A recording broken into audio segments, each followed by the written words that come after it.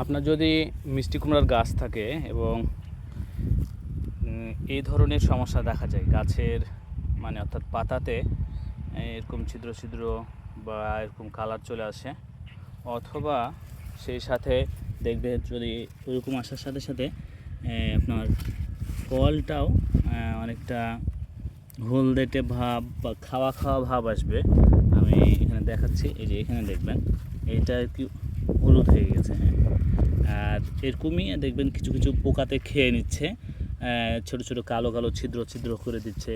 এরকম যদি সমস্যা হয়ে থাকে তাহলে আপনারা ব্যবহার করতে পারেন এমামেকটিন।